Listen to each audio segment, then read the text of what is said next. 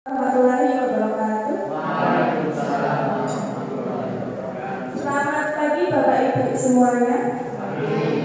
Alhamdulillah berarti semuanya dalam keadaan sehat. Pagi ini Bapak Ibu, saya akan mendiseminasikan hasil belajar saya di dalam program Guru Penggerak ini dalam topiknya yaitu budaya positif. Saya sendiri di Utari, unit kerja saya itu di SMP Negeri 29 Purworejo. Saya itu calon guru penggerak angkatan 9. Nah, di sini saya mempunyai sebuah atau seorang fasilitator dari SD Muhammadiyah Cilacap, yaitu Ibu Budi Wahyuni Astuti. Kemudian pelajar praktek saya yaitu Bu Siti Alfiah dan saya sendiri di Utari sebagai calon guru penggerak. Berikut ini merupakan kegiatan diseminasi di sekolah. Saya akan mendiseminasikan, menyebarkan pemahaman penerapan budaya positif.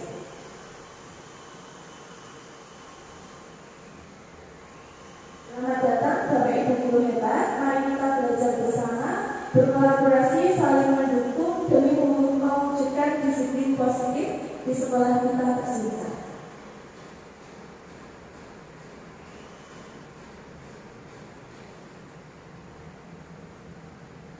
Selanjutnya, kira-kira apa yang menjadi tujuan Bapak Ibu dalam mendidik anak? Kira-kira apa ya Bapak Ibu yang menjadi tujuan dari Bapak Ibu dalam mendidik anak di sekolah? Mentransfer ilmu, kemudian membentuk karakter supaya pintar dan supaya mempunyai karakter yang lebih baik. Jadi kemarin kita sudah bertemu ya Bapak Ibu mengenai tujuan ataupun visi dari guru penggerak. Nah, di sini nanti nyambung antara kemarin visi dan juga kegiatan diseminasi kali ini. Nah, apa sih yang menjadi tujuan Bapak Ibu dalam mendidik anak? Nah, di sini menurut Ki Hajar Dewantara itu ternyata tujuan dari pendidikan yaitu menuntut segala kodrat yang ada pada anak agar mereka dapat mencapai keselamatan dan kebahagiaan yang setinggi-tingginya baik sebagai manusia maupun sebagai anggota masyarakat. Nah, di sini yang diharapkan nanti kita sebagai pendidik dapat menjadi pendidik yang bisa mengajarkan anak sesuai dengan kodrat alam dan kodrat zamannya anak. Gitu. Misalnya di zaman sekarang, misalnya anak sudah bisa bermain gadget dan lain sebagainya. Nah, kita sebagai guru itu diharapkan bisa mengimbangi anak kita. Jadi kalau misalnya pembelajarannya yang dulu hanya sekedar mentransfer ilmu secara apa yang namanya Bapak Ibu? Ceramah, ya betul ceramah. Jadi besok diharapkan kita bisa menggunakan teknologi tersebut, yaitu menggunakan misalnya HP ataupun LCD dan lain sebagainya. Yang diharapkan itu bisa sesuai dengan perkembangan zaman.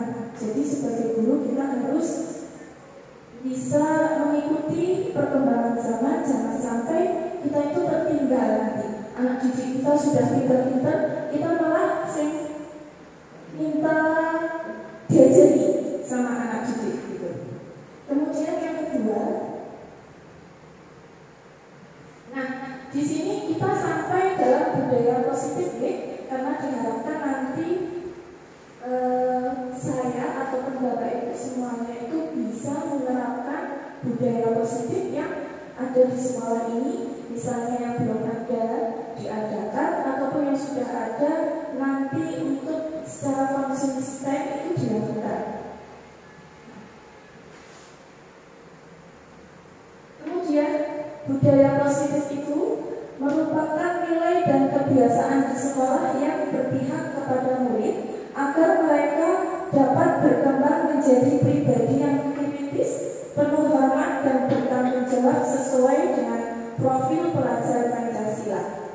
Nah, di sini yang diharapkan nanti kita semua itu bisa membuat ataupun apa ya Bapak Ibu, selain membuat mungkin membiasakan budaya positif itu di sekolah. Kira-kira seperti apa menurut Bapak Ibu budaya positif di sekolah? Positif berarti yang bagus nih. Kira-kira seperti apa budaya positif yang ada di sekolah dan kira-kira bisa dilaksanakan di sini? Misalnya saja kegiatan sholat duha, bukan misalnya kebiasaan jadi bisa dilakukan secara konsisten. Selain itu, kira-kira menurut Bapak Ibu yang bisa dilakukan di sini dan menjadi sebuah budaya itu apa? Terus ya bagus sekali. Kemudian misalnya sama-sama 5S. Ya lagi kira-kira ya misalnya setiap anak tertib dalam berpakaian. Nah, itu merupakan budaya positif yang nantinya bisa kita terapkan ataupun menjadi sebuah kebiasaan yang akan menghasilkan sebuah budaya positif di sekolah ini, Bapak Ibu. Nah, di sini konsep budaya positif yang saya peroleh di dalam pendidikan guru penggerak itu ternyata ada 6. Yang pertama yaitu mengenai disiplin positif dan nilai-nilai kebajikan universal. Kemudian yang kedua, teori motivasi, hukuman, penghargaan dan restitusi. Kemudian yang ketiga mengenai keyakinan kelas. Yang keempat, kebutuhan dasar manusia dan dunia berkualitas. Yang kelima, 5 posisi kontrol guru, dan yang keenam, segitiga restitusi. Nah, di sini nanti akan saya jabarkan satu-satu mengenai apa itu nanti disiplin positif ataupun segitiga restitusi. Nah, di sini kira-kira ada yang sudah tahu ataupun mengamalkan dari budaya positif? Di sini ada apa? Ya. Yang misalnya ada yang keyakinan kelas. Di sini Bapak Ibu kelas mungkin sudah membuat sebuah keyakinan kelas. Kemudian ada juga mungkin disiplin positif juga, atau mungkin segitiga restitusi. Bapak Ibu semuanya sebenarnya sudah melakukan. Nanti akan saya jelaskan segitiga restitusi itu apa. Untuk yang pertama mengenai tadi disiplin positif dan nilai-nilai kebajikan universal. Kira-kira apa makna disiplin Bapak Ibu semuanya? Disiplin itu taat misalnya. Kemudian apa lagi? Melaksanakan sesuai dengan aturan dan tertib. Oke, baik. Lanjut ya Bapak Ibu. Nah, ternyata di sini disiplin itu dimaknai menjadi sesuatu yang dilakukan seseorang pada orang lain untuk mendapatkan suatu kepatuhan. Contohnya misalnya di sekolah apa disiplin? Misalnya tentang datang ke sekolah tepat waktu. Itu kan sesuatu ataupun perlakuan orang itu untuk mendapatkan suatu kepatuhan. Selanjutnya mengenai tujuan dari disiplin positif. Disiplin itu kira-kira bagus tidak Bapak Ibu? Bagus deh, apalagi ditambahi dengan positif. Positif itu juga perilaku yang bagus. Kemudian dari tujuan disiplin positif yaitu dengan menerapkan disiplin positif itu diharapkan tindak kekerasan dapat dihindari. Pendekatan disiplin positif bukan mengenai anak ataupun peserta didik secara langsung, melainkan bagaimana cara orang dewasa atau guru yang memberikan dampak dan pengaruh positif kepada anak atau peserta didik. Maksudnya apa ya Bapak Ibu? Tujuan dari disiplin positif kira-kira mungkin lebih simpel itu apa? Berarti kalau yang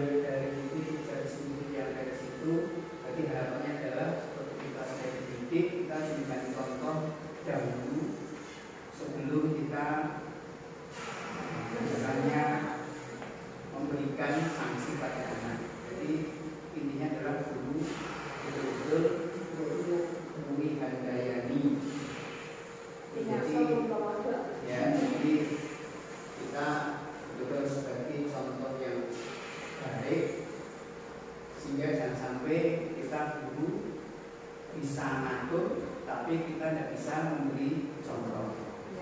Benar sekali ya Bapak Ibu. Jadi sebelum kita mendisiplinkan anak, jadi alangkah baiknya kita itu mendisiplinkan diri kita sendiri, gitu. Jadi diharapkan nanti anak-anak kita juga itu tercipta anak-anak yang berkarakter unggul.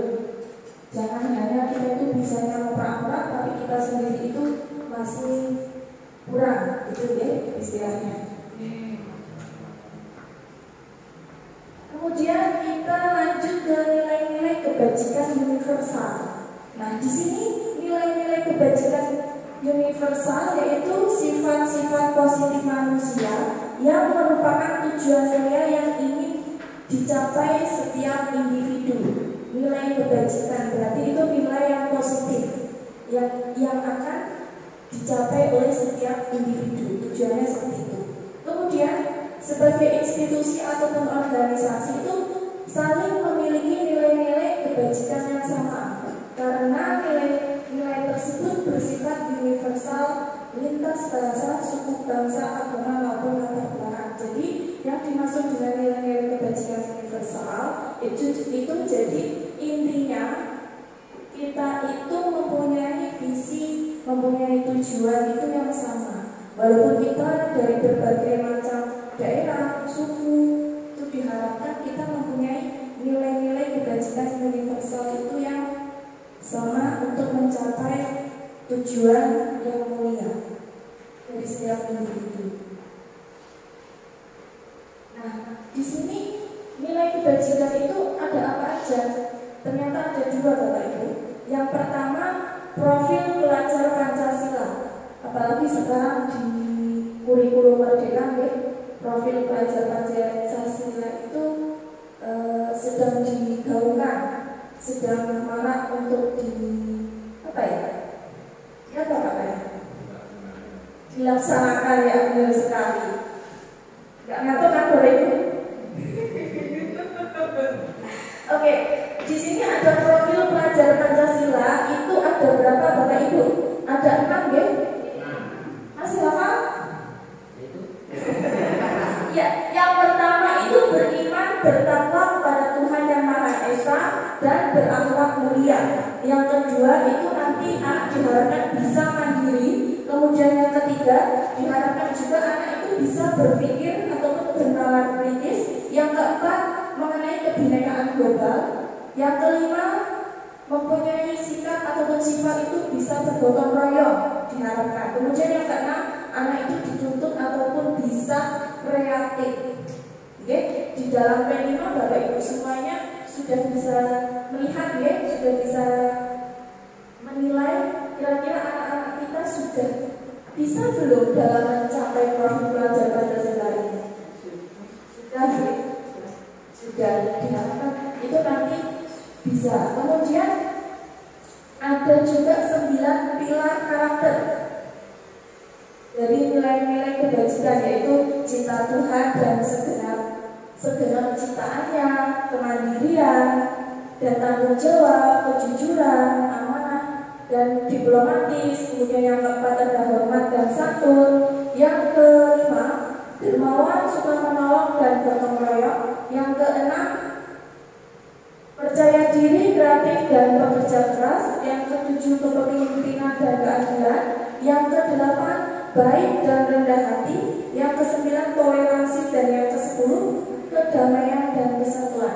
Jadi diharapkan dari nilai-nilai kebajikan ini anak itu bisa mencapai dari profil pelajar Pancasila bisa tercapai, kemudian 9 pilar karakter itu bisa tercapai, berarti anak tersebut itu sudah termasuk bisa mengamalkan nilai-nilai dari kebajikan itu sendiri, sudah mencapai.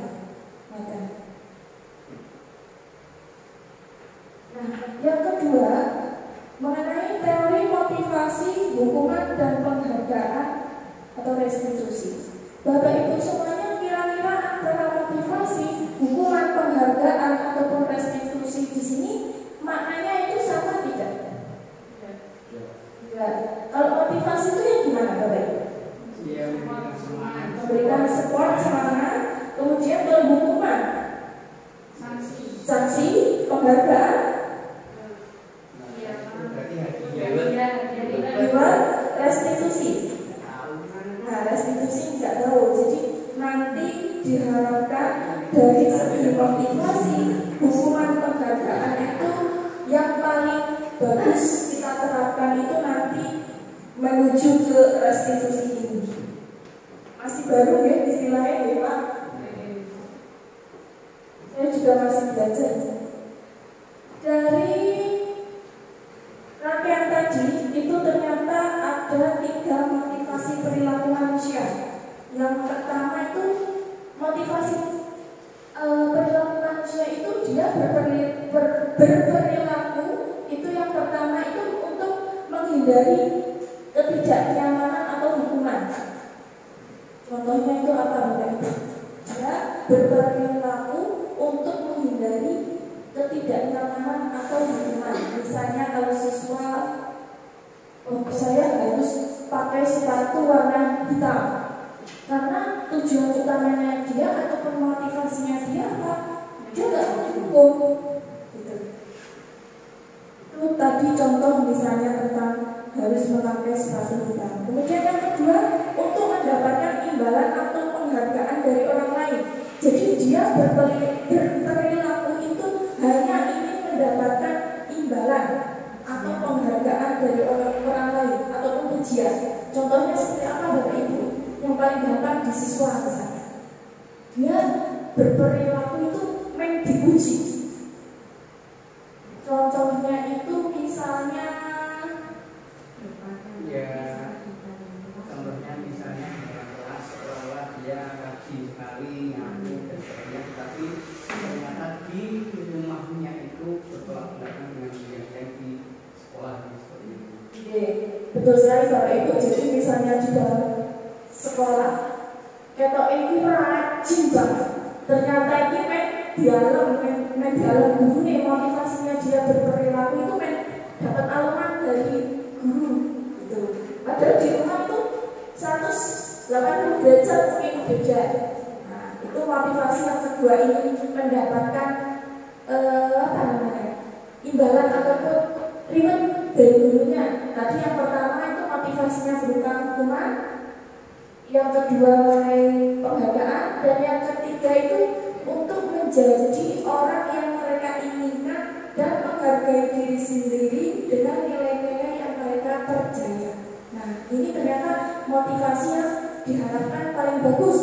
Dia itu berperilaku itu ingin menghargai dirinya sendiri. Jadi sudah tahu dia berperilaku itu, ya sudah semestinya seperti itu. Bukan karena saya takut dihukum, bukan karena saya ingin dipuji, tapi dia sudah tahu apa yang dia lakukan itu sudah paham. Bukan karena faktor X gitu. Kemudian di sini hukuman, apakah Bapak Ibu semuanya itu pernah melakukan hukuman misalnya terhadap siswa? Jika pernah, tidak masalah. Jadi nanti di sini kita belajar bersama bagaimana sih caranya supaya anak itu bisa sadar tanpa dihukum, misalnya seperti itu. Nah, di sini ternyata hukuman ataupun punishment itu bentuk prosedur atau tindakan yang diberikan kepada individu atau kelompok atas kesalahan ataupun pelanggaran yang dilakukan dalam bentuk reinforcement negatif atau penderitaan dalam rangka pembinaan dan perbaikan tingkah laku sehingga tidak terulang kembali. Jadi tujuan hukuman itu diberikan supaya dia kapok, gitu ya, membuat dia itu jerat. Itu mengenai hukuman. Pertama begini, ya, ini bisa pakai video Pak. Itu untuk hukuman itu ternyata di situ memang diperbolehkan, tetapi untuk saat ini kelihatannya itu bertolak belakang dengan handuk. Jadi kadang-kadang kita sendiri sudah bingung. Sebenarnya kalau kita boleh dengan hukuman atau tindakan yang misalnya untuk sebagai shock terapi, tetapi untuk saat ini jelas ini dari pihak pemerintah sendiri melarang, tidak boleh, karena kita harus dengan menggunakan cara yang menyenangkan. Tetapi akhirnya untuk dunia pendidikan, terutama yang di pinggiran, kita merasakan sendiri tanpa adanya hukuman itu ternyata anak tidak seperti dulu, istilahnya kita kandani ternyata hanya dihayati. Jadi mohon itu istilahnya hukuman ini ternyata kalau bisa kita sinkronkan dengan HAM. Ini bagaimana kalau jadi dulu lagi, jadi seolah-olah kita ini ngomongi kandani sesuai itu, kemudian ada perubahan tingkah laku. Ini sementara, terima kasih. Terima kasih Bapak. Jadi memang di sekarang ini ya Bapak Ibu, jika kita melakukan hukuman terhadap siswa, padahal kita niatnya itu baik, niatnya itu membuat dia itu sadar bahwa apapun yang dia lakukan ataupun perilaku dia itu salah. Nah, nanti selain dengan hukuman, kira-kira hal apa yang bisa dilakukan selain dengan hukuman yang bisa membuat dia itu sadar, misalnya dengan perilakunya menjadi lebih baik. Nah, nanti kita ulas ya, Bapak Ibu di belakang.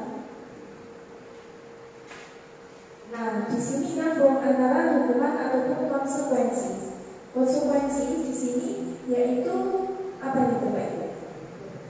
Akibat ya, konsekuensi itu apa nanti konsekuensinya, apa itu nanti hasilnya, ataupun akibatnya, ataupun pengaruh dari suatu perbuatan tersebut. Nah, menurut Cambridge Dictionary itu konsekuensi artinya itu hasil dari tindakan maupun situasi tertentu yang seringkali buruk ataupun tidak nyaman. Jadi ketika kita berbuat itu harusnya secara sadar kita itu tahu konsekuensinya nanti apa. Misalnya seperti itu ya. Jadi itu nyambung antara nanti hukuman, konsekuensi, dan yang terakhir itu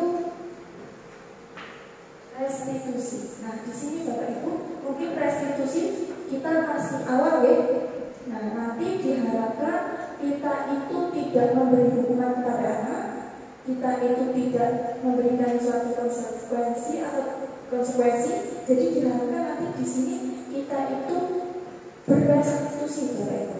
Restitusi sendiri itu pendekatan dengan disiplin ataupun menciptakan disiplin positif.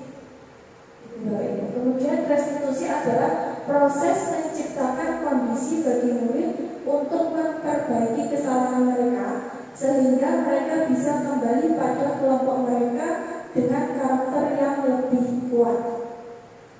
Nah, restitusi itu proses kolaboratif yang mengajarkan murid untuk mencari solusi untuk masalah dan membantu murid berpikir tentang orang seperti apa yang mereka inginkan dan bagaimana mereka harus memperlakukan orang lain.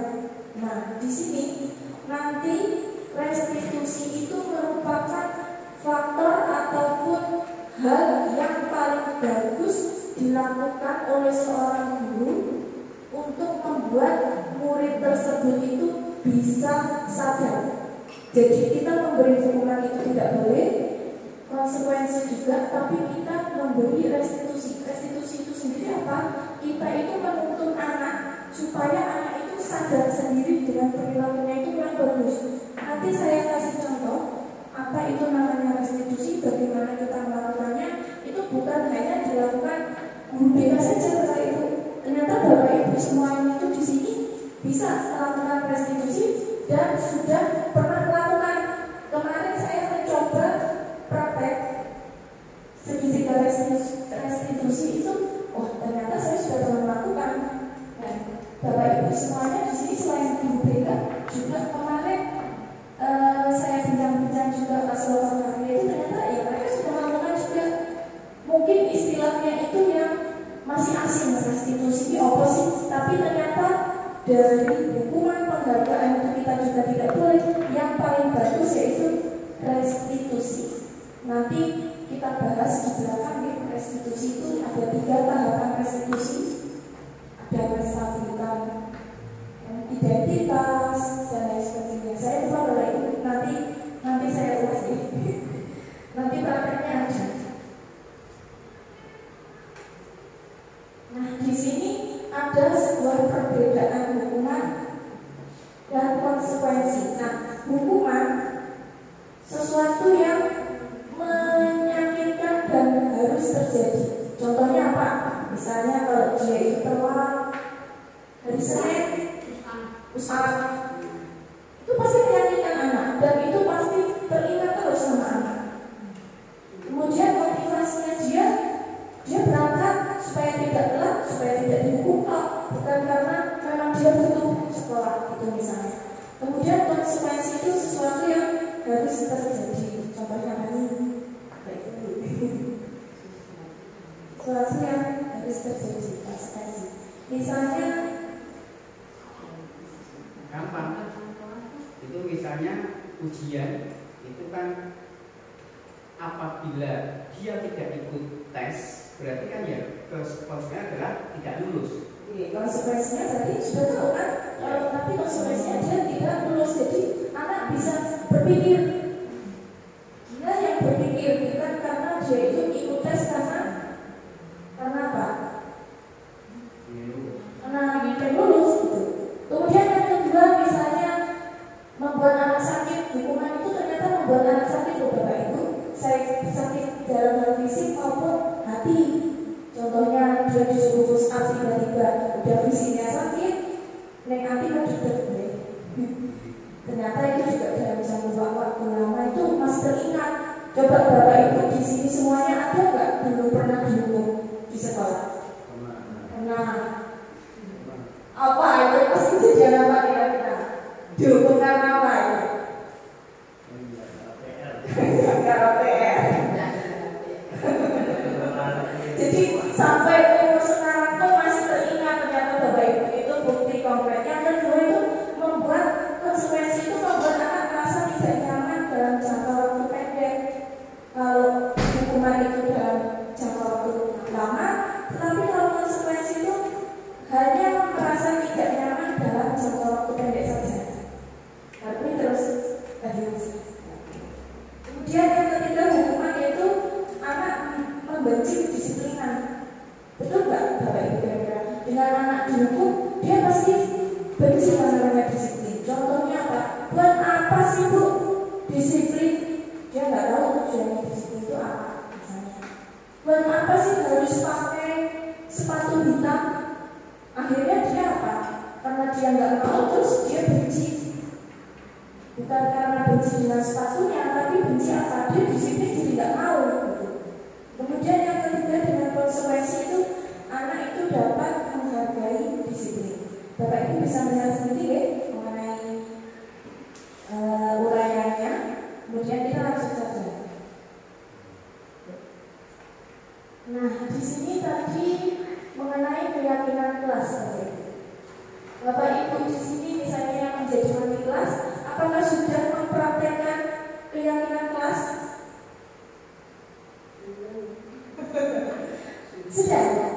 Sudah belum? Bu Rita Amin? Sudah. Bu Eni? Sudah. Nah, keren sekali deh Bapak Ibu sudah mempraktekkan yang namanya keyakinan kelas. Tapi di sini sebelum kita ulas lebih dalam bagaimana itu keyakinan kelas, jadi keyakinan kelas itu ternyata dibuat itu secara bersama-sama dengan seluruh siswa yang mempunyai nilai-nilai kebajikan yang dapat dipercaya. Jadi nanti diharapkan Bapak Ibu semuanya itu membuat keyakinan kelas di kelasnya Bapak Ibu. Dibuat secara bersama-sama. Nanti saya contohkan keyakinan kelas yang pernah saya lakukan di salah satu kelas ketika pembelajaran saya. Jadi yang namanya keyakinan kelas itu setiap kelas biasanya berbeda bunyi.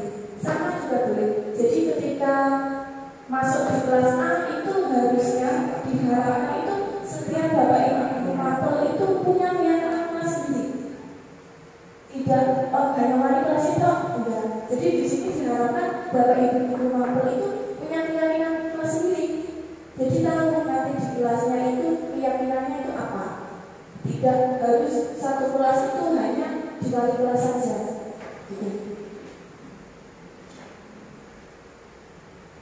Nah, di sini ada sebuah perbedaan Ibu. Mungkin Bapak Ibu semuanya sudah praktek yang namanya keyakinan kelas, tapi ternyata mungkin masih belum benar antara keyakinan kelas ataupun peraturan kelas. Yang Bapak Ibu buat di sini yang mana kira-kira keyakinan kelas yang dibuat di kelas? Yang ini atau yang ini? Nah, ternyata yang ini. Jadi selama ini mungkin Bapak Ibu sudah membuat keyakinan kelas, tapi ternyata belum sesuai yang diharapkan. Misalnya ini, datang ke sekolah sebelum jam 7 pagi itu ternyata termasuk peraturan Bapak Ibu, bukan keyakinan. Kalau keyakinannya apa? Ketika datang ke sekolah sebelum jam 7, kamu yakin kamu harus disiplin. Nanti keyakinannya disiplin, bukan datang ke sekolah sebelum jam 7 itu termasuk peraturan. Kemudian yang kedua, menghormati guru dan saling menyayangi antar teman. Itu juga. Itu termasuk keyakinan kelasnya apa? Kita harus saling menghormati dan menyayangi. Gitu. Kemudian yang ketiga, merapikan mainan, buku, alat serta barang-barang lainnya sesudah digunakan. Misalnya di kelas. Itu nilai keyakinan kelasnya itu ternyata kita harus bertanggung jawab. Itu Bapak Ibu. Yang keempat, mengenai memakai seragam dan atribut lengkap. Keyakinan kelasnya itu ternyata disiplin. Jadi mungkin Bapak Ibu semuanya di sini sudah praktek deh keyakinan kelas, tapi mungkin masih kurang pas. Kurang pasnya apa? Mungkin di sini Bapak Ibu sudah membuat keyakinan kelas, tapi ternyata hal itu termasuk peraturan.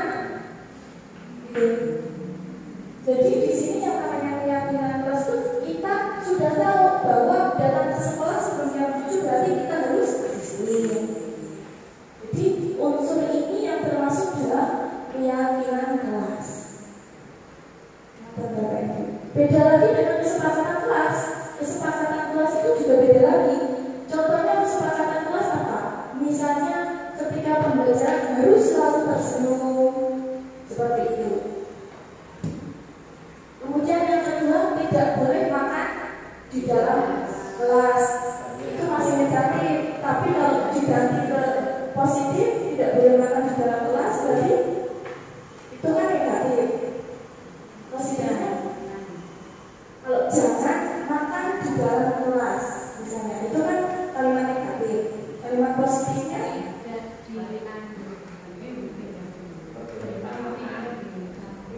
sebaiknya makan makanan di luar kelas. Sebaiknya makan makanan di luar kelas. Mungkin nanti Bapak Ibu semuanya bisa, diharapkan bisa praktek ya, Bapak Ibu praktek membuat keyakinan kelas.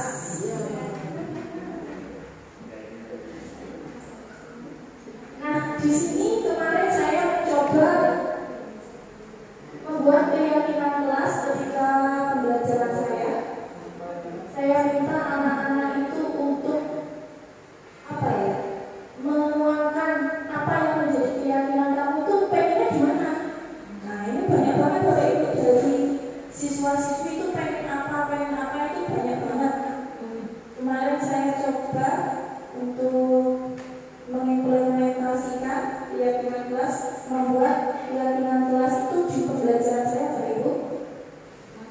Ini ada yang pengen disiplin, ada yang pengen apa lagi ya, saling menyayangi dan lain sebagainya. Nah, kembali ke poin kebutuhan dasar manusia. Kemarin saya sudah belajar juga mengenai kebutuhan dasar manusia. Itu ternyata punya 5. Manusia itu punya 5 dasar kebutuhan. Yang pertama itu dia hidup karena dia manusia itu butuh karena bertahan hidup. Untuk bertahan hidup itu ternyata dia hidup untuk bertahan hidup itu di paling bawah. Motivasinya dia itu di paling bawah, itu hidup untuk bertahan hidup saja. Yang kedua, untuk apa?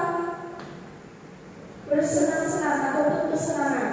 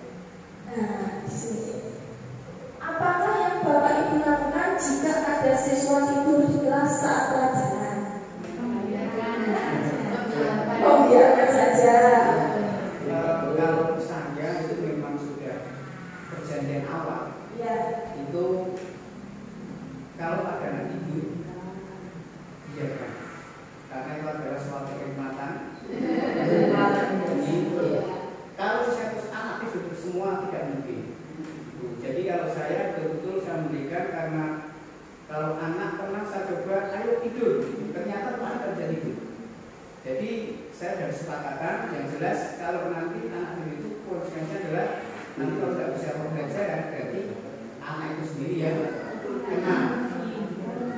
Yang jelas lebih baik tidur daripada rame. Ternyata yang dilakukan Bapak Ibu semuanya itu hampir membiarkan saja ya ketika anak tidur. Nah, selanjutnya, di sini Bapak Ibu 5 posisi kontrol guru apa aja? Nanti saya setelkan dulu ya Bapak Ibu supaya lebih jelas. Nanti kalau saya menerangkan itu kurang begitu jelas. Salam bahagia Ibu dan Bapak Guru hebat. Dalam menerapkan disiplin positif restitusi, salah satu program yang dikembangkan adalah 5 posisi kontrol. 5 posisi kontrol restitusi proses perjalanan seorang pendidik agar dapat mengenali dirinya. Pada video kali ini, kita akan membahas tentang 5 posisi kontrol yang dikembangkan oleh Diane Dawson dan contoh penerapannya.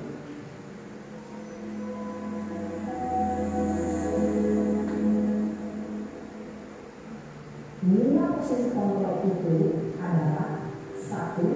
Posisi penghukum, 2. Posisi pembuat merasa bersalah, 3. Posisi teman, 4. Posisi pemantau atau monitor, dan 5. Posisi manajer. Untuk lebih memahami kelima posisi tersebut, mari kita saksikan kasus Naren yang terlambat hadir 20 menit di sekolah dan melihat bagaimana kelima posisi kontrol dalam menghadapi masalah tersebut.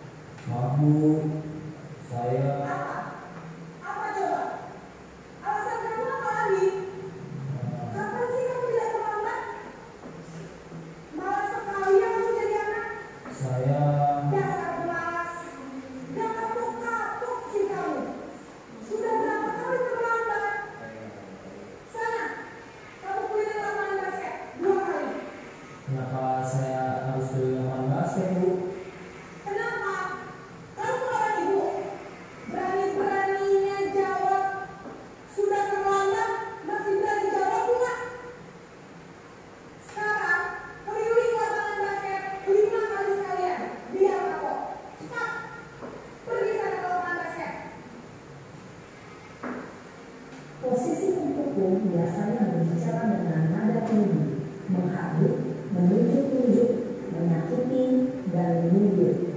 Hukuman bisa berupa fisik maupun psikis. Ibu dan Bapak Guru hebat, dampak yang terjadi pada murid ketika guru berada pada posisi penghukum adalah murid cenderung akan memberontak, bahkan menyimpan dendam.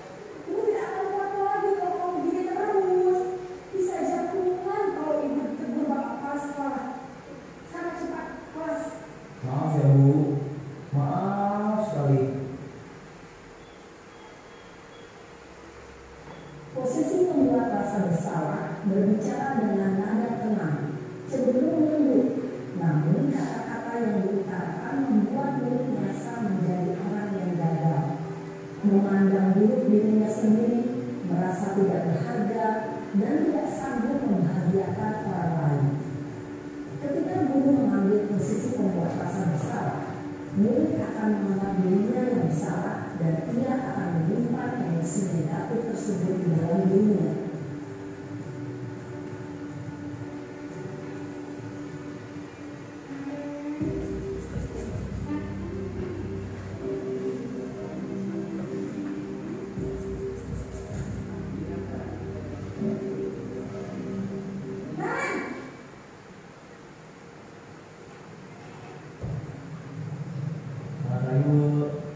Wah, sudah jam berapa ini, Nak?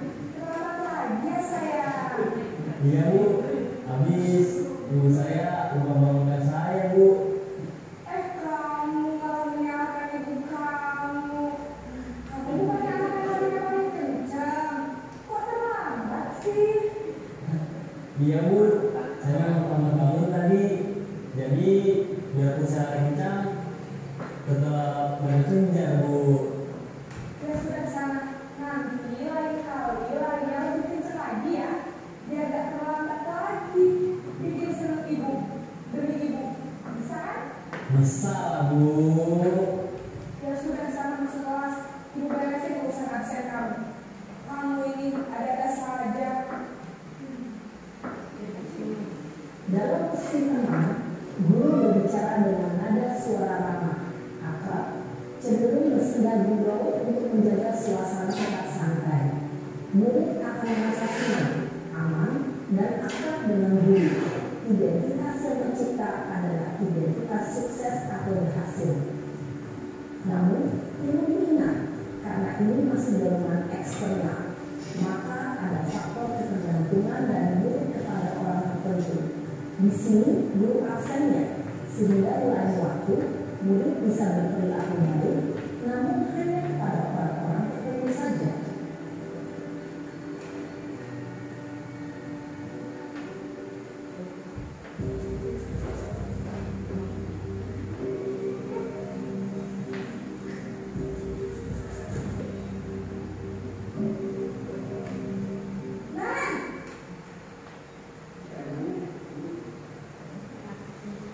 Selamat pagi Bu. Kemarin, apa peraturan sekolah kita tentang jam berapa kita harus masuk sekolah, Nak? Kita harus di sekolah jam 7 Bu. Iya betul, sekarang sudah jam 7.20. Kemarin sudah tahu konsekuensinya jika terlambat tadi. Paham Bu, saya harus tinggal kelas pas jam istirahat selama 20 menit. Iya benar, konsekuensinya demikian. Jadi nanti jam 9.30 pas istirahat, kamu harus tinggal di kelas, kerjakan tugas tambahan untuk ketertinggalan kamu, ya? Baik Bu. Posisi pemantau mengandalkan penghitungan atau data untuk mengontrol murid. Guru mengarahkan murid berdasarkan peraturan dan konsekuensi. Seorang pemantau menunjukkan bahasa tubuh dan ekspresi wajah yang datar dan cenderung formal.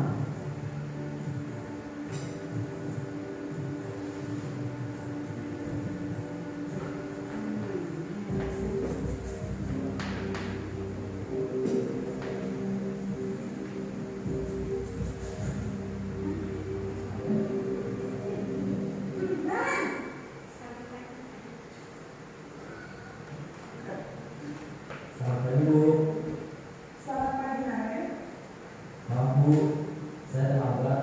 Iya, sekolah masuknya jam 7, sekarang sudah jam 7.20. Jadi sekarang bagaimana ya, Naren? Maaf Bu, saya lupa salah saya semalam. Baiklah, menurut kamu, keyakinan sekolah yang mana yang perlu kamu tingkatkan? Menghargai diri sendiri dan orang lain mungkin ya Bu. Setuju. Jadi, apakah Naren meyakini prinsip saling menghormati itu?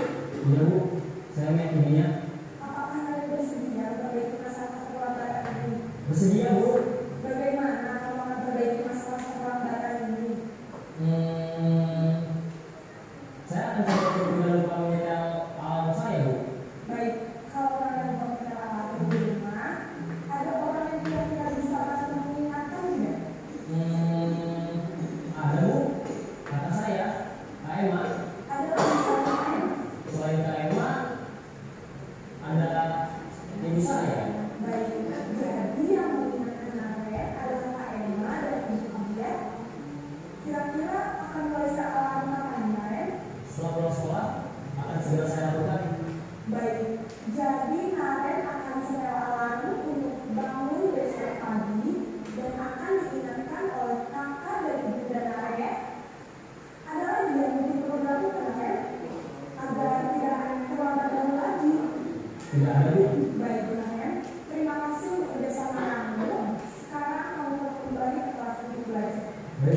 Terima kasih.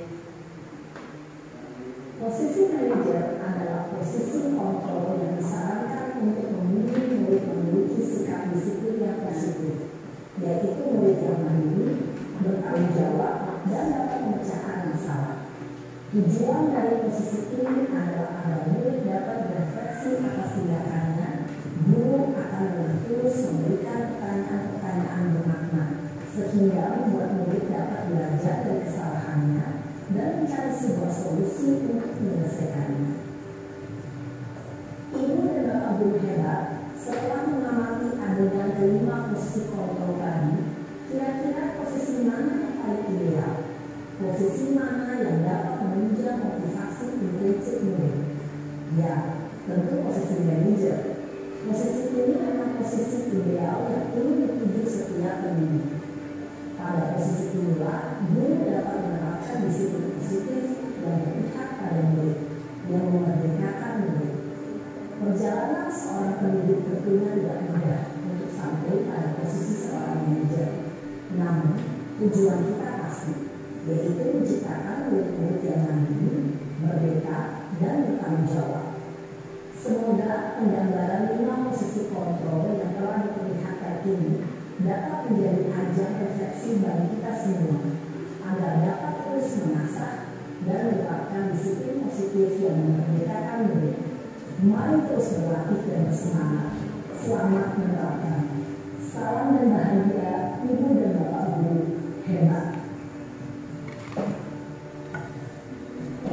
Oke, Bapak Ibu semuanya, tadi kita sudah melihat ya 5 posisi kontrol guru.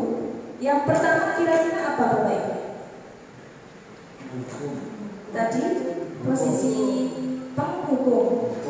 Kira-kira Bapak Ibu semuanya setelah melihat video ini pernah tidak melakukan 5 posisi kontrol ini? Misalnya salah satu pernah sebagai penghukum, misalnya, dan sering mungkin ya Bapak Ibu.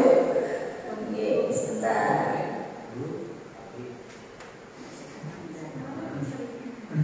Di sini Bapak Ibu 5 posisi kontrol guru itu yang pertama itu tadi penghukum ya. Yang kedua membuat merasa bersalah, yang ketiga itu sebagai teman, yang keempat itu sebagai pemantau, dan yang kelima itu sebagai manajer. Kira-kira Bapak Ibu semuanya itu di sini pernah melakukan sebagai penghukum, kemudian pernah melakukan sebagai apa lagi?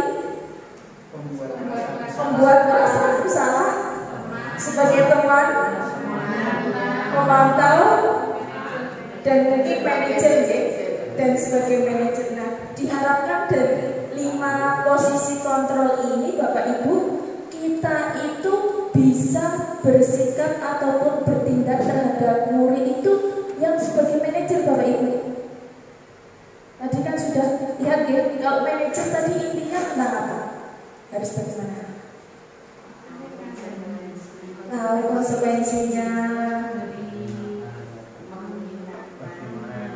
mengingatkan, kemudian nanti solusinya, kemudian nanti ke depannya itu murid tahu, ke depannya itu dia harus bagaimana, itu murid sudah tahu. Jadi kita bisa membimbing murid itu nanti bagaimana ke depannya. Nah, kita sampai ke segitiga restitusi Bapak Ibu. Tadi kan kita hukuman itu tidak boleh, gitu kan. Nah, di sini yang paling bagus ternyata hukuman itu kita tidak boleh, tapi kita itu harus menerapkan itu restitusi. Restitusi. Nah, restitusi di sini itu ada 3 tahapan Bapak Ibu. Segitiga restitusi. Nah, itu diharapkan kita itu nanti praktek. Kalau murid berbuat salah, berbuat yang tidak sesuai dengan aturan, kita itu praktek, bukan hanya guru BK saja Bapak Ibu. Jadi di sini Bapak Ibu semuanya itu boleh mempraktekkan segitiga restitusi ini. Yang namanya segitiga itu berarti ada berapa sisi? 3. Betul sekali Bapak Ibu. Nah, di sini segitiga restitusi Bapak Ibu, yang pertama itu kita harus menstabilkan identitas anak.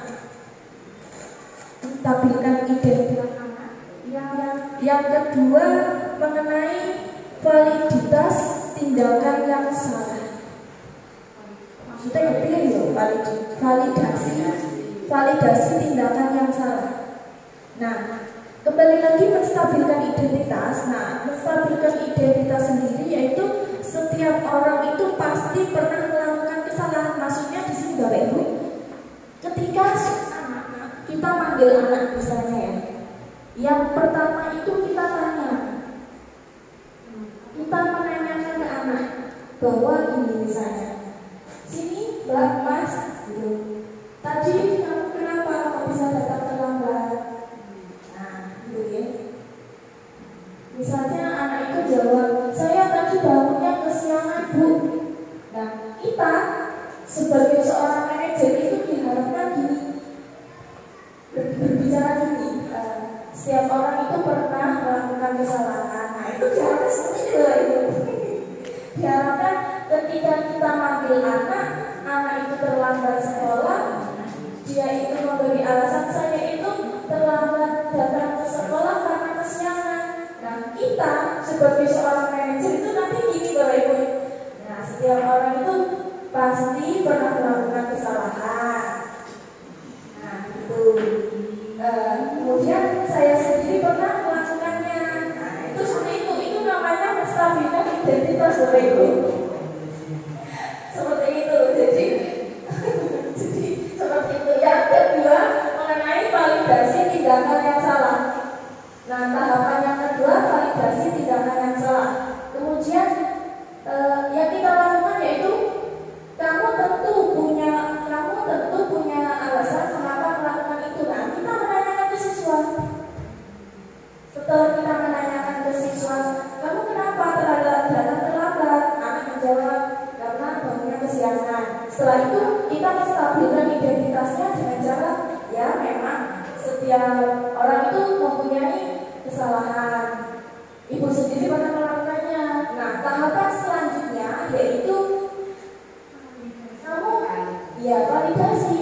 Kamu tentu punya alasan mengapa melakukan itu, melakukan terlambat. Mesti alasannya apa? Terus dia misalnya cerita bla bla bla bla bla. Nah, kemudian kita bisa menanyakan lagi cara yang lebih efektif untuk mendapatkan apa yang kamu butuhkan. Misalnya dia melakukan kesalahannya apa, kemudian misalnya dia itu tidak berangkat sekolah karena tidak mempunyai buku ataupun lain sebagainya. Dalam validasi tindakannya tersebut kita bertanya, kira-kira ada cara yang lebih efektif nggak untuk mendapatkan apa yang kamu butuhkan? Nah, dan yang terakhir itu menanyakan keyakinan. Tadi kita kan sudah bahas nih Bapak Ibu mengenai keyakinan kelas. Nah, tahap terakhir itu kita tanya keyakinan kelas apa yang telah kita sepakati. Tadi keyakinannya itu bukan datang ke sekolah tepat waktu, itu namanya peraturan. Keyakinannya itu disiplin, saling menyayangi, gitu. Nah, di sini Bapak Ibu kemarin yang menjadi sebuah pembahasan agak sedikit pelik. Kemarin ketika kami belajar itu ada yang mempunyai keyakinan bahwa kita bisa menjadi seorang manajer itu tanpa harus validasi tindakan ataupun tanpa menstabilkan identitas ataupun tanpa menanyakan keyakinan. Itu kemarin menjadi diskusi yang agak pelik. Untuk menjadi seorang manajer itu apakah perlu ketiga tindakan ini itu dilakukan? Ya jelas perlu ya Bapak Ibu, karena untuk mencapai segitiga restitusi sebagai seorang manajer itu yang namanya segitiga itu berarti kan ada 3 sisi. Ketika cuma 2 sisi tok saja berarti itu namanya bukan segitiga restitusi. 2 sisi namanya apa? 2 sisi restitusi ya. Jadi yang namanya segitiga restitusi itu harus ada ketiga unsur ini. Segitiga restitusi. Nah, diharapkan nanti kita semua ini ya, Bapak Ibu bisa menjadi seorang manajer yang menerapkan segitiga restitusi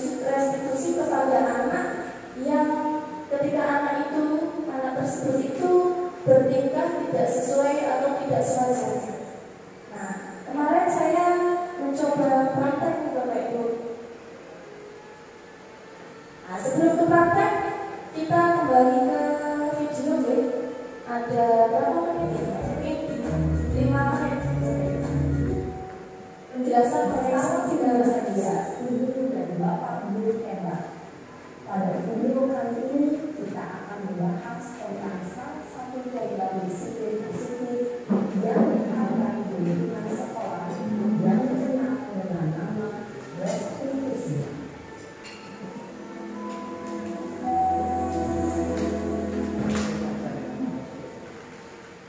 Restitusi dikenalkan pada pakar pendidikan dari dosen berlandaskan pada teori metodologi. Sebelumnya restitusi adalah suatu proses dialog yang dijalankan oleh guru atau orang tua agar dapat menghasilkan murid yang mandiri dan bertanggung jawab. Pada saat guru posisi manajer, aspek yang dikembangkan pada murid adalah memotivasi kompetisi, sehingga pengalaman nilai-nilai kebajikan dapat tumbuh dan berkembang menjadi suatu kebiasaan positif yang akhirnya membentukkan pemimpin. Proses dialog ini terdiri dari 3 langkah yang digambarkan pada 3 sisi pada segitiga restitusi. Sisi pertama adalah menstabilkan identitas.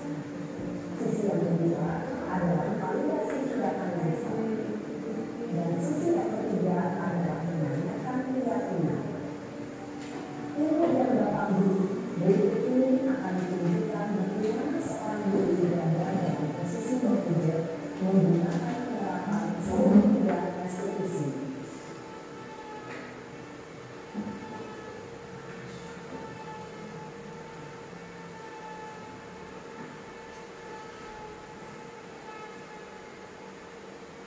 Yang tadi, sudah lama nggak pembicara? Kenapa hanya itu? Stop Pak, saya banget. Masa aku dikatain tukang fitnah Pak? Ya aku marah lah. Aku balik katain mereka di depan kelas. Saya banget. Oh begitu. Ya pasti kamu marah dan kesal. Bapak juga akan marah apabila ada yang menuduh Bapak seperti itu. Kemudian pada saat itu kamu mau melakukan apa? Ya saya langsung ngatain mereka lah Pak. Saya banget. Saya bisa dia buat memulai. Oh begitu. Pasti kamu melakukan seperti itu karena suatu alasan tertentu kan? Iya lah, saya diam saja Pak. Ya saya bela diri lah. Masa saya dituduh tukang fitnah? Ya wajar. Mempertahankan harga diri itu sesuatu yang penting buat kamu. Untung kamu tidak memberi kata lagi. Hanya membentak kita. Iya Pak. Untung saya masih bersabar dan hanya meminta saja. Berguna padahal saya pasti bela diri lah. Ya pasti ya. Tapi kamu memilih tetap bertahan dan bersabar. Kamu memilih untuk tidak berbuat lebih parah lagi. Nah, sekarang coba kita lihat lagi. Tindakan kamu yang disampaikan di kelas. Tindakan kamu itu kira-kira sesuai dengan keyakinan kelas atau prinsip kamu tidak? Enggak Pak. Capek Pak, berhubungan. Jadi keyakinan atau prinsip mana yang perlu sesuai dengan keinginan kamu? Ya, saya sebenarnya sangat menghargai orang lain. Mungkin saat itu saya juga depresi. Jadi tidak membuat sekali. Kamu meyakini tidak? Menghargai orang lain itu penting buat kamu. Yakin lah Pak. Iya, setuju. Kita harus saling menghargai. Namun ada juga keyakinan yang kita sepakati yang perlu kita lakukan apabila kita sedang marah kan? Ya, saya bisa berarti mulai dengan diri sendiri. Saya bisa lebih sabar, mengambil kebijakan untuk berpikir apa saja. Kira-kira kamu bersedia memperbaiki masalah ini tidak? Sedia Pak. Kalau kamu memperbaiki masalah ini, kamu akan menjadi orang seperti apa? Saya akan menjadi orang yang bertanggung jawab kali ya Pak. Dan senantiasa proaktif. Iya, menurut kamu bagaimana rasanya menjadi orang seperti itu? Ya nyaman lah, bangga bisa sabar dan mandiri. Baiklah kalau begitu. Yuk kita pilihkan bagaimana memperbaiki masalah ini.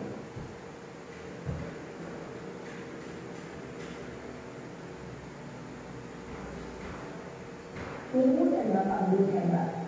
Baru saja kita menyaksikan contoh bagaimana seorang guru berada dalam posisi manajer menggunakan penerapan segitiga restitusi. Mari kita bahas satu persatu. Pada sisi pertama, menstabilkan identitas berdasarkan pada prinsip bahwa membuat kesalahan adalah bagian dari proses pembelajaran.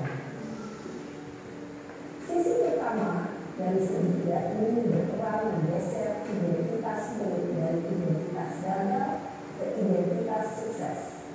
Murid yang sedang bertingkah laku yang tidak pantas atau menarik diri saat itu sedang mengalami identitas gagal.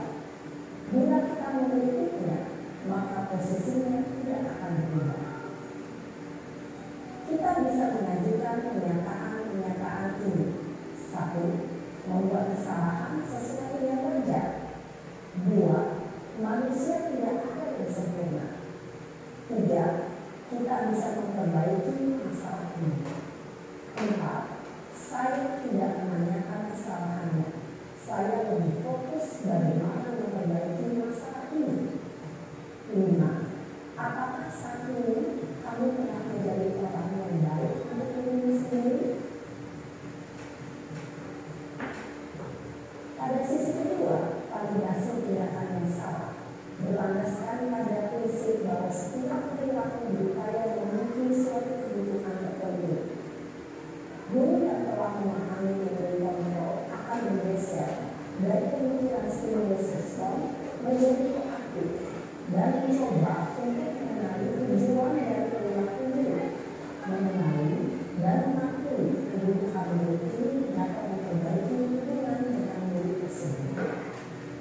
Pernyataan atau pertanyaan bisa disampaikan dengan nada suara tidak menghakimi atau memojokkan, sehingga dapat mengembalikan murid pada posisi positif. 1. Kamu bisa saja bertindak lebih beragam dari ini. 2. Aku bukan melakukannya tanpa suatu alasan tertentu. 3. Kamu melakukannya karena mempertahankan sesuatu yang penting bagi. 4. Mungkin kamu bisa mempelajari suatu perilaku baru yang lebih efektif. Bersediakah kamu mempelajarinya? Selanjutnya, kita akan simak sisi terakhir, yaitu menanyakan keyakinan. Teori kontrol menyatakan bahwa pada dasarnya kita termotivasi secara intrinsik. Pada saat perilaku yang salah telah divalidasi dan identitas sukses telah stabil, maka murid telah siap mengalihkan keyakinan-keyakinannya dengan keyakinan yang salah. Dalam pikirannya telah bergeser ini menjadi orang yang menuju. Pertanyaan-pertanyaan ini dapat mengalihkan keyakinan-keyakinan yang kami murid. 1. Sebagai keluarga atau kelas, apa yang kita yakini? 2. Nilai-nilai apa yang telah kita sepakati? 3. Seperti apa gambaran sebuah kelas yang ideal bagi kita? 4. Kamu ingin menjadi orang seperti apa?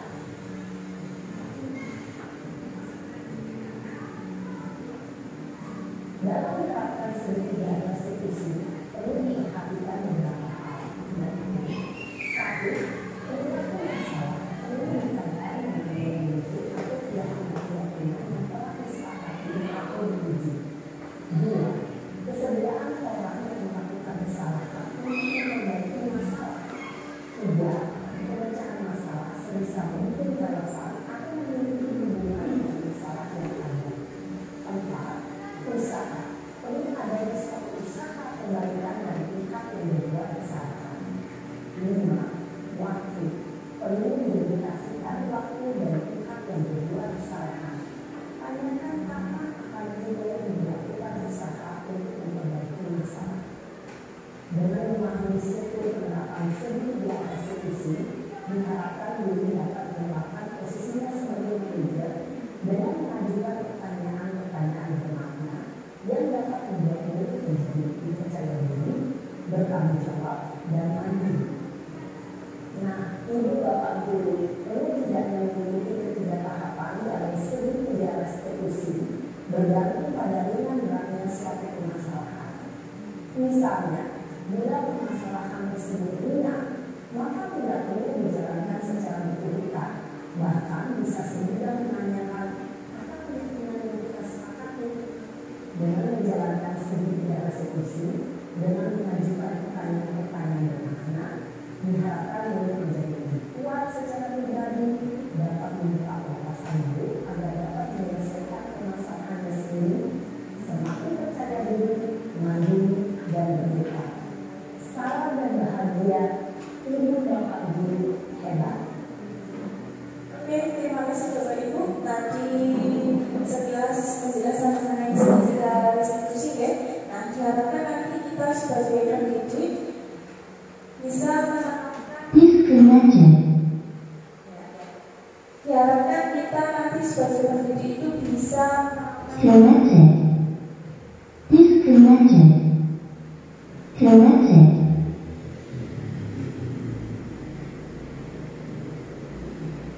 Oke, Bapak Ibu, kembali lagi. Nah, di sini diharapkan nanti kita bisa menerapkan segitiga restitusi ke anak didik kita. Kemudian tadi kita sekilas mengenai hukuman ya, bahwa kita bisa melakukan membuat anak jelek itu dengan hukuman. Ternyata yang diharapkan di sini itu dengan segitiga restitusi Bapak Ibu. Jadi anak itu nanti sadar sendiri, kemudian kita menanyakan konsekuensi situasinya apa, yang diharapkan nanti anak bisa berpikir ataupun bisa melakukan ataupun bisa berperilaku sesuai dengan nilai-nilai kebajikan yang tadi misalnya profil belajar Pancasila dan 9 pilarnya.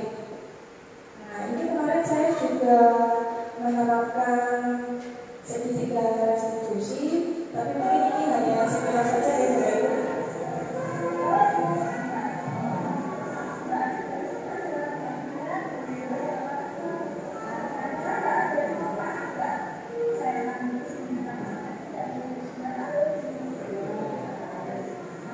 Jadi kemarin praktek saya Bapak Ibu.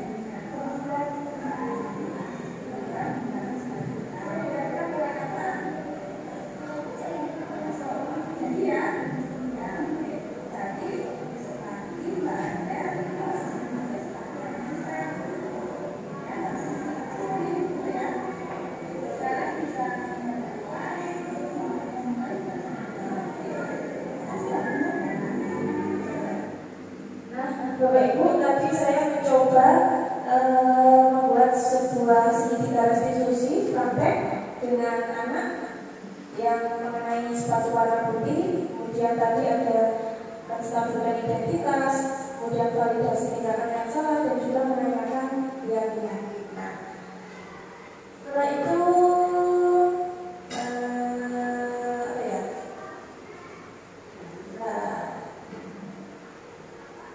setelah itu sudah selesai nih Bapak Ibu. Sekian dan terima kasih. Tapi di sini mungkin dari Bapak Ibu semuanya akan menyimpulkan ataupun memberi masukan ataupun apa sih yang menjadi harapan Bapak Ibu nantinya ke depannya setelah designasi ini. Mungkin karena mungkin Bapak Ibu semuanya di sini belum berkesempatan untuk mengikuti pendidikan guru penggerak gitu ya. Jadi mungkin nanti kedepannya itu setelah Bapak Ibu tahu apa yang saya peroleh di dalam pendidikan ini,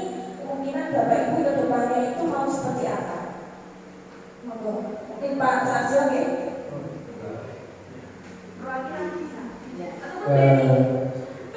Terima kasih.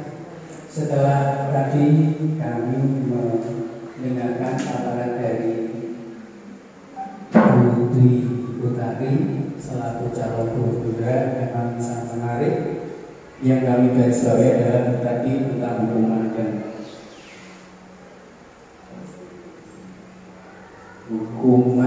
dan konsekuensi. Yang jelas tadi kalau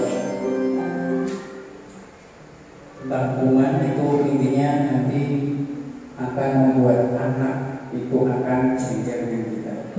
Ini kemungkinan untuk menghilangkan keyakinan itu, istilahnya menghilangkan hukuman di suatu instansi atau di suatu lembaga pendidikan.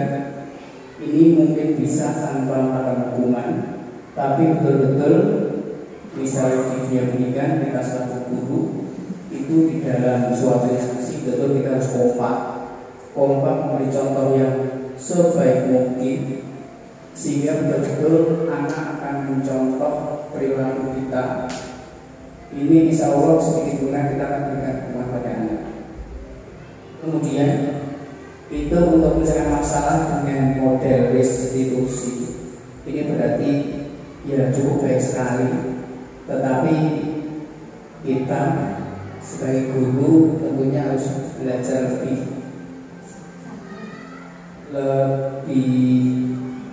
mendalam lagi, karena itu ada tahapan-tahapan. Berarti kita harus hafal.